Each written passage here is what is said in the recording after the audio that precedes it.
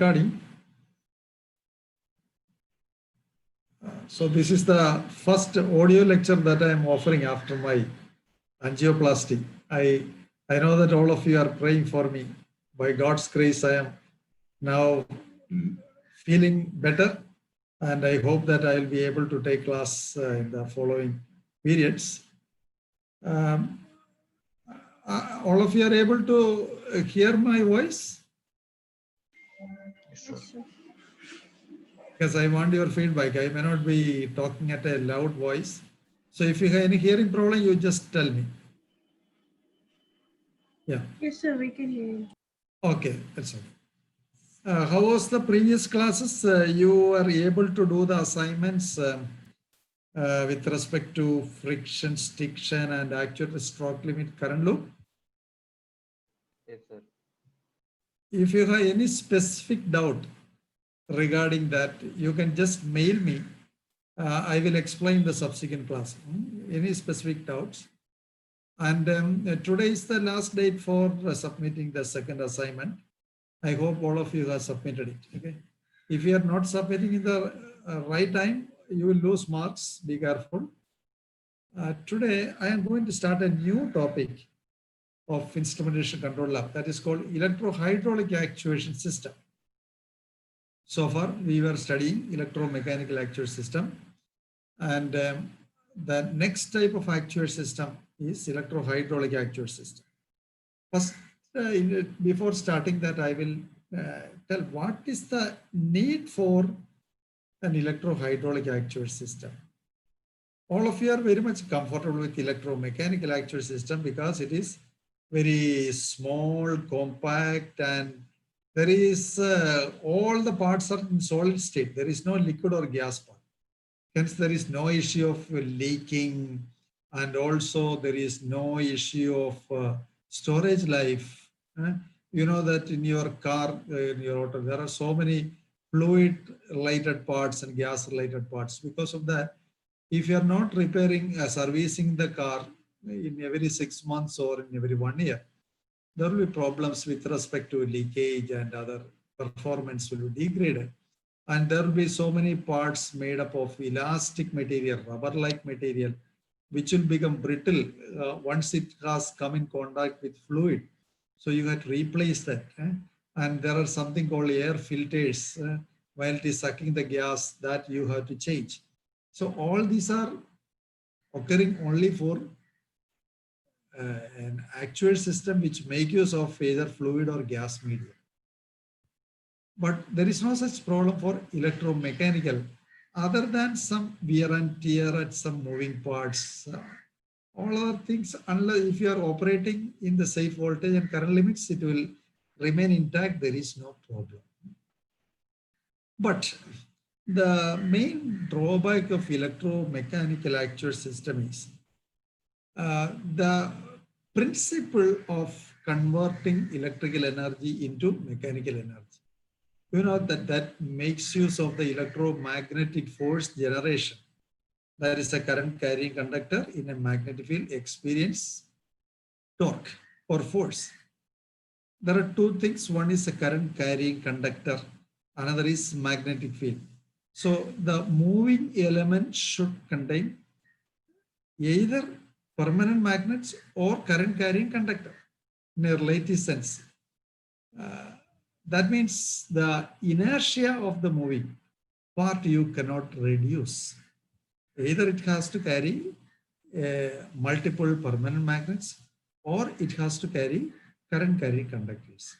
Because of that, the inertia of the moving part internal to the motor is quite significant when you compare with the actual load inertia. Hence, you cannot get all the power which is generated from the motor. You might have studied maximum power transfer theorem. That is applicable here. At best, you can get 50% of the total power generated inside that is by converting electrical to mechanical. Other 50 will be lost inside the inertia, internal dynamics of the motor. Because of that, you cannot quickly accelerate a load using an electromechanical actuation. When you try to quickly accelerate, the actuator has to carry the internal inertia of the motor also. Okay, that is one part. Another way of looking the drawback of electromechanical actuator system is because of the limitation of the current technology of magnets. If you're generating speed torque, because mechanical energy is nothing but product of speed and torque. The electromagnetic principle gives normally low torque, high speed mechanical energy. Mechanical power is equal to torque into speed. But how do we split that? If you are generating using an electromechanical actuator, it provides high speed, low torque motor. You may have seen your toys and all. That motors are rotating at very high speed. If you touch the motor directly, it will get stopped. It can generate high speed, but torque will be very limited. If you have to generate large torque, you have to pump in large current. That large current, while is passing through the coil resistance, there will be Joule loss, I square R loss will be there. Such limitation will be there. Then you will increase the thickness of the wire. That will increase the inertia of the rotating parts. Another way, if you try to improve the capability of the permanent magnet, what I mean is, for a given volume of the permanent magnet, the available flux density or the total flux coming out of that. Because flux density is flux per Weber per meter square. So you assume that for a given meter square, given area of cross section of magnet, how much more, what is the maximum limit of getting flux per unit area? That is definitely related to the technology of the permanent magnet. Today's technology actually has improved much better than the previous technology. Now we have rare earth magnets based on samarium, cobalt and all, which will provide very large flux density for a given large flux density, and hence you can reduce the volume and hence the weight of the permanent magnet to produce a given value of the torque. But still, it is not sufficient to generate the high torque which we normally require in applications. Hence, electromechanical actuator which are driven by motor gives only high speed, low torque. So we have to use gear system as we have studied to interface load and the motor. When you introduce gear system, I have shown that with respect to load, if you are comparing, the reflected inertia of the motor increases by square of the gear ratio times when reflected with respect to load dynamics.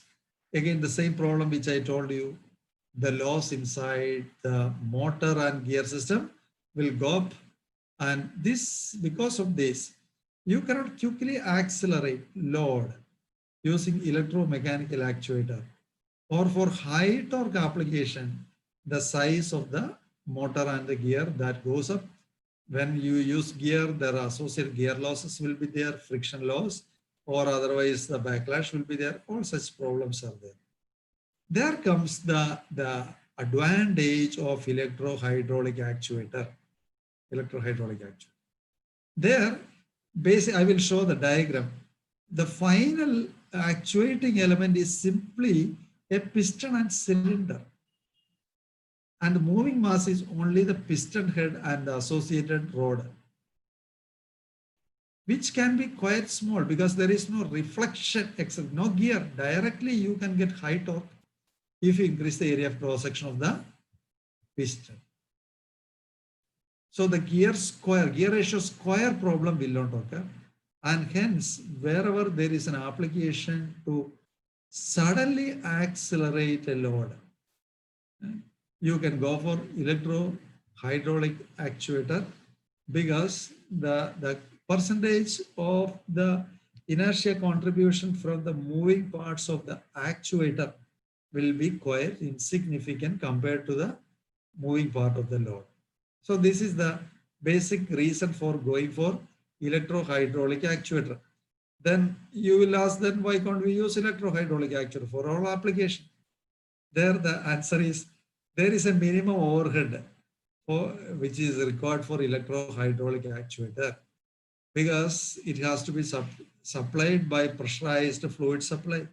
How we generate pressurized fluid supply? There should be a hydraulic pump should be there to raise the pressure of the fluid from ambient to high pressure.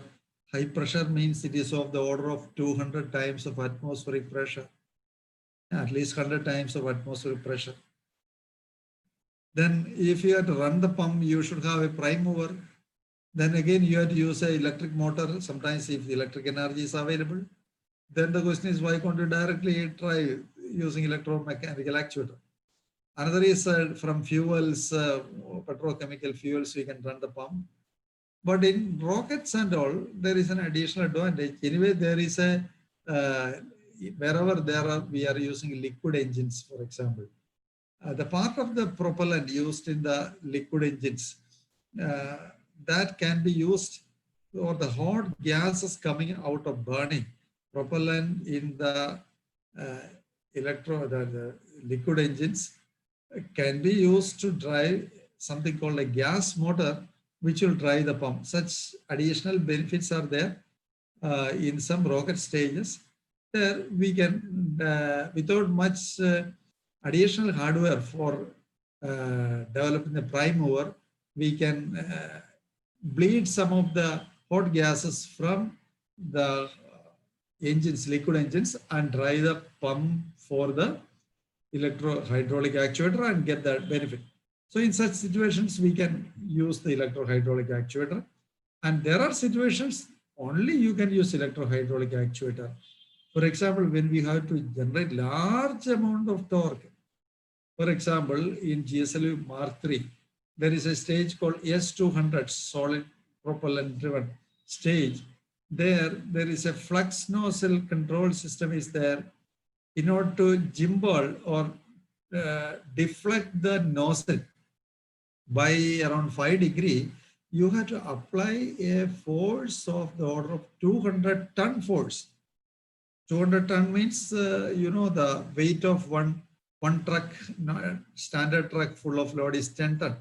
So the weight of two standard trucks full of load, that much of force is required to deflect the flux nozzle of S200 flux nozzle control system by 5 degrees.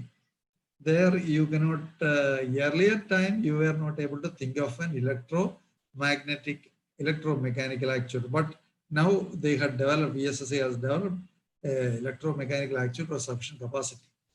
Okay, so these are situations where you have to use electro-hydraulic actuator. Another requirement is the stiffness of actuator that you will not understand now. I will explain the concept of the stiffness of actuator once I complete the theory of this electro-hydraulic actuator. Now, I will show how I will take this lecture because this field is sufficiently new to you. First, I will give the theory starting from the theory of servo valve, then electro-hydraulic actuator. Today, I have shared today's lecture notes as well as the total course notes, printout material for the electro-hydraulic actuator till then. So for this class and Monday afternoon, from 2 hours, I will take that, then I will be able to cover the theory. Today, you can go through, after the class, you can go through the lecture notes as well as the course note, the printed, the PDF notes having some 10-15 pages. And there the notes as well as it is referring to various figures also you can refer it and have a look over that so that it will be easy to understand while I am taking the class. Okay, any doubts so far? Then I'm going to screen share mode.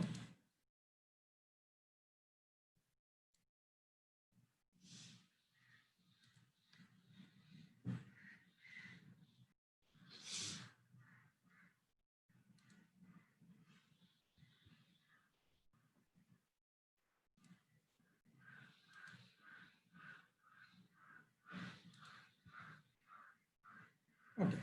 First, I will start with the theory of servo valve. To start with, it starts with the orifice flow equation. All of you are able to see the slide? Yes, sir. Yes, sir. Okay. The we are going to make use of orifice flow equation for controlling the flow in the electrohydraulic actuator. You know, there are another type of flow called laminar flow. Laminar flow is linear with respect to its pressure flow equation, but we will not use laminar flow for the control valves. The basic reason is laminar flow is very much dependent on the is directly depending on the viscosity, which is directly a function of the temperature of the fluid. During the operation of electrohydraulic actuator, the fluid temperature will change. And you may know that the viscosity is varying as the fourth power of the temperature, and hence the total flow pressure characteristics of the valve will change during the course of operation. Hence, we will not use that laminar flow concept for controlling the flow. Instead, we will use only orifice flow, where the flow will depend only on the density of the fluid, and the variation of density of the fluid with temperature is quite insignificant over the range of operation. This is a simple concept. You say this is the upstream side and this is the downstream side, and there is a narrow opening. Everything is cylindrical in shape, and the area of cross section of the orifice is denoted by capital A suffix naught, A naught. And because of the flow dynamics, there will be a streamline. So the flows will be like this, and they will converge at one point. This point is called vena contracta, and the area is minimum at this vena contracta. After that, the full flow will disperse. And the downstream pressure is equal to P2, and the pressure at P2 is same as the pressure at the vena contracta. So the effective representative point of the downstream, we can represent by this vena contracta, and the upstream portion will be this large diameter tube. And delta P, that is P1 minus P2 across the orifice. So the orifice is effectively stopping at the vena contracta only, and the pressure is dropping from this larger area pipe until P2. After that, pressure will not drop, pressure will be same. P1 is greater than P2. I have written A naught, area of cross section of physical orifice. AV is the area of cross section of the vena contracta. This is the figure 1. And the ratio AV by A naught is called CD. CD is called the discharge coefficient. And the CD is normally less than 1. It can be of the order some 0.7, 0.8, etc. And that depends on the geometry of the cross section of the orifice. If it is a rectangular orifice, there will be one value for CD. If it is a circular orifice, another value of CD, like that. And it is not that easy to derive the value of CD analytically. We have to use the computational fluid dynamics to derive the expression for CD. Now, downstream pressure gets settled at P2 at the vena contracta. Now, we make use of the Bernoulli's equation, assuming that the fluid streamline of the fluid is, we analyze on the assumption that it is an inviscid non-conductive, non-compressible flow. Under that condition, we are applying the Bernoulli's, assuming that that is the condition, and hence the Bernoulli's equation is applicable there. What it says is V square by 2 plus GZ plus P by rho is constant at any point of the streamline, fluid streamline, where V is the velocity, G is the acceleration due to gravity, P is the pressure, rho is the density, and Z is the height, and C is a constant. Now, if you assume that the height of P1 and P2 at these 2 points are same, then this effect we can ignore, so that we can equate that V1 square by 2 plus P1 by rho is equal to V2 square by 2 plus P2 by rho when you compare both the sides. Now, for this particular shape, P1, the area here is very large, and the P2 area here is very, very small. And you know that because of the flow balance equation, the total flow crossing this large area and small area should be same. And this AV, because it's very, very small, you can say that the velocity of the streamline is much large compared to the velocity here. So that is V2 is much greater than V1. And when we take the square of that, this V1 square will be negligible compared to V2 square. So we can neglect this V1 square here. So you can write P1 by rho is equal to V2 square by 2 plus P2 by rho. And this V2, now there is only one velocity, so you can call it by V itself. V is equal to V2. And hence we get the relationship. V2 square is equal to 2 into 2, you can take P1 minus V2 by rho, or V is equal to square root of 2 into P1 minus P2 by rho. This is the fundamental equation. P1 minus P2 is called the delta P, pressure drop across the wall. Thus, this is the basic equation for electrohydraulic actuator. Any doubts?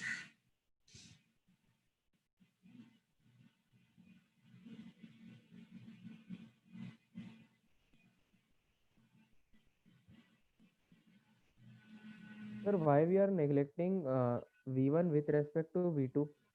Because actually we are not comparing the areas of V1 and V2, but we are comparing area Just of V1 can and you V2. once again repeat louder, please? Sir, why we are ignoring the V2 square with respect to V1 square? But we are not comparing the areas of A1 and A2. Say here A1 is here, the area of the pipe, because this is the source part. A2 is the vena contracta. Here, what I am telling is, okay, your question is we are not comparing A1 and A2. But you should know one thing. The flow balance, that is one of the important thing in hydraulic system. We use different principle of conservation in different physical mechanism. In hydraulic system, one very important thing, the total flow, volumetric flow, crossing any cross section down the stream should be same. Here we assume inviscid, incompressible fluid. So there is no fluid, as long as fluid is not compressible, the quantity of the material crossing that particular any cross section. Here, if you draw a cross section at this point and a cross section, total cross section, not that vena contract area, that should be same. And another thing, when you consider the downstream, the total flow is through the vena contracta. So the area of cross section is only AV, even though there is a larger area here, but effective fluid flow happens only across this small area. So the matter crossing per unit time across AV should be same as the total matter molecules crossing across A1 in the upstream. Okay. Now, if this, what is the total matter? Area of cross section into velocity. That is a volumetric flow rate.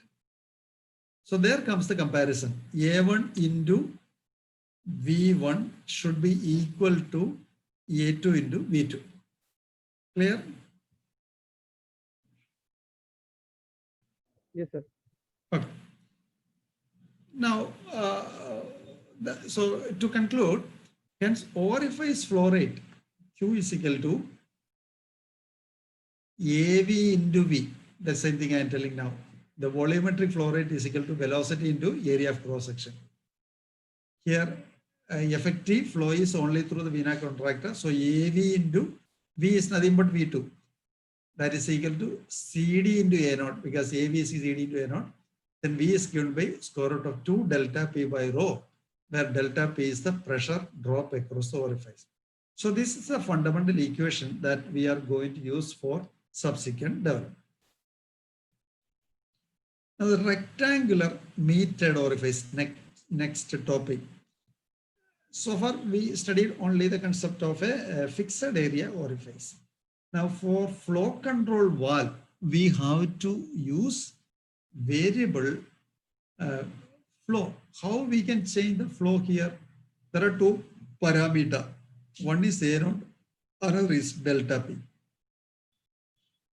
Delta P is the pressure drop across the valve.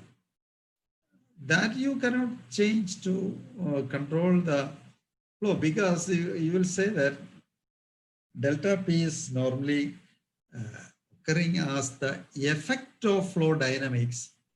So it is not the cause, but it is the effect. So using the effect, you cannot change control because it is a slave of whatever is happening in the system. So the only provision is to vary the value of A0, change the orifice area to change the flow rate. How you can change the area of, if you go to the previous thing, this is a fixed mechanical structure, you cannot change A0. Hence, there is a need to make A0 as a variable area. There comes this particular structure. There is a rectangular metered orifice. Metered means controllable. We can vary. Orifice area you can vary. Here you consider this is a cylinder and this is known as a spool valve, a basic structure of a spool valve. This is a hollow cylinder and here there is a piston head and piston rod. And the name of this is spool land and this rod is called spool rod. And there is an opening, rectangular opening on the cylindrical surface of the pipe, which is having a width of W. That's what I had shown here. And normally in null condition, this spool land will be fully closing this red opening. So that there, and if you supply the pressurized fluid here, P1, and this opening is connected to another pipe going outside. So you can say that this rectangular port, this hole is totally closed by the this land width, spool land width. And if you push the spool rod forward slightly, it will start getting opening. Say the displacement of the spool rod is XV. By the same XV, the port also will open. That's what I written here, XV. And the opening area of cross section is equal to XV multiplied by W. If you neglect the cylindrical effect, there is a small cylindrical effect reduction is there. But the area perpendicular to the surface, if you assume that, it can be assumed as W into XV. If XV is equal to 0, no opening. If XV is equal to full, the full width of the cylindrical port will be open. And finally, you can represent the area of the orifice as W into XV. Other equation remains same. CD is there. W into x feet 2 delta P by rho, where delta P is nothing but P1 minus P2. I have shown the other section view. If you take a section at the middle of this rectangular port, you can see here, P1 is here, P2 is here. This is the land, and flow will be from P1 to P2. Here this pipe I have not shown here. This is a rectangular pipe coming out of this port. P1 is greater than P2. Now by moving the spool rod, you can open and close the rectangular port, and thus we are successfully converting the fixed area orifice to a variable area orifice. Any doubts? Okay. Now this is useful Sir, for, please. in such a case of in such an orifice, Ah. won't the flow be obstructed by the spool itself because it is a sharp 90-degree turn? Can you louder, please? Sir, in such an orifice, Ah. won't the flow also be obstructed by the spool lead itself because it's a sharp 90-degree turn? So there will be pressure loss there also.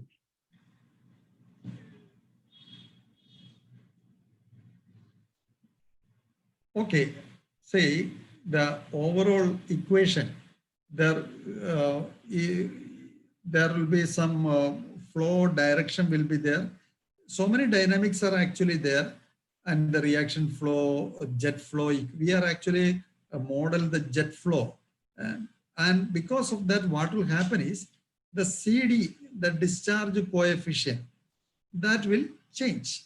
Whatever the losses occurring, the direction change, all these things will be taken care in this discharge coefficient.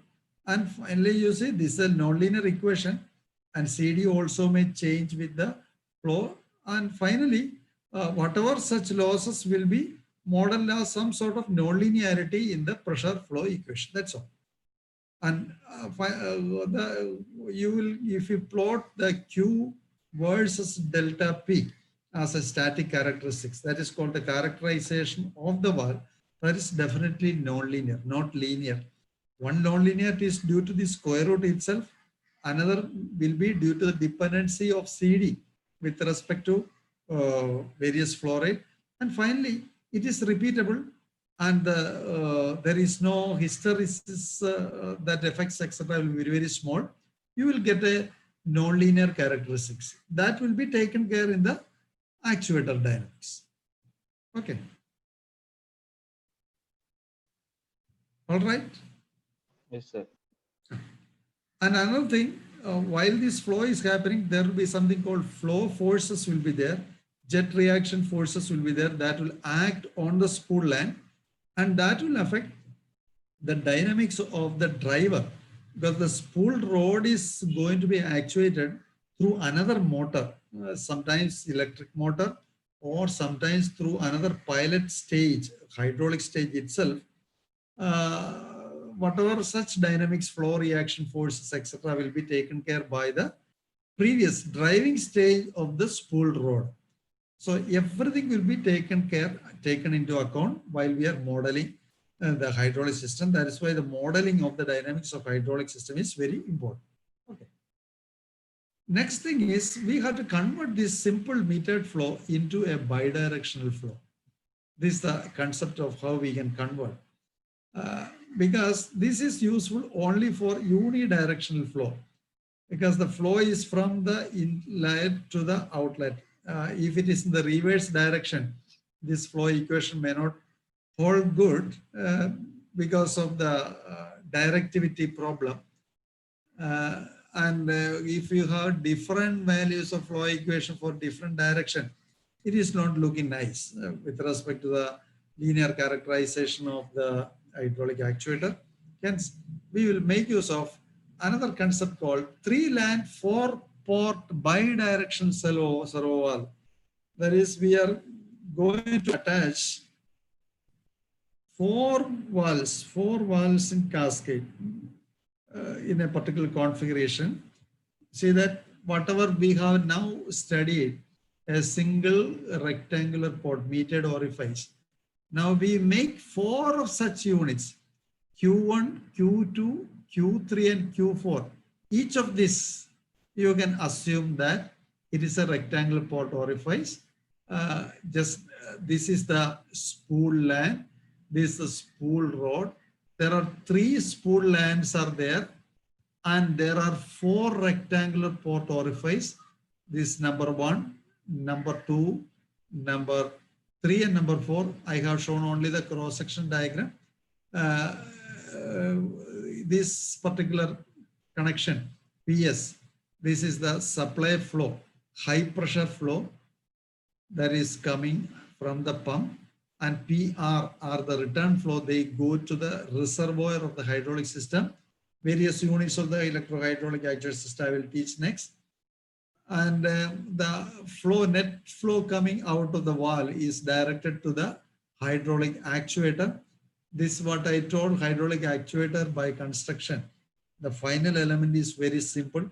It is simple as cylinder and piston. And this is the inlet flow, this is the outlet flow.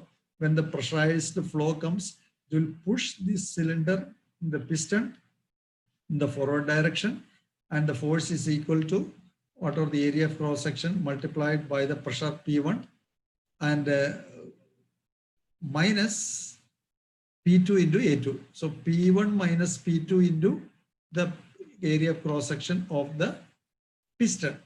Piston means we have to subtract the area of cross section of the rod from that. Such a force will be acting across the piston, and that is connected to the load here. This is a aircraft control surface hinged at this point, and the connection rods will have a finite stiffness KL2. So this spring is not an intentional spring. It is the inherent stiffness of the connecting rod. And the hydraulic cylinder as such is connected to the frame, rigid frame. For example, in aircraft, you can say this is connected to the fuselage of the aircraft, the entire structure of the aircraft. Again, that connection point is having a finite stiffness.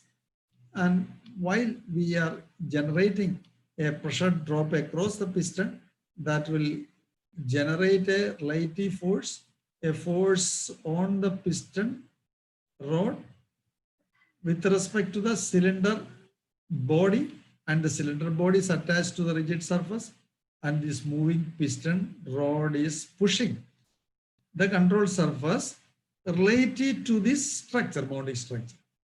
So in an aircraft, it can deflect the aileron and rudder surface related to the fuselage to which this actuator is connected.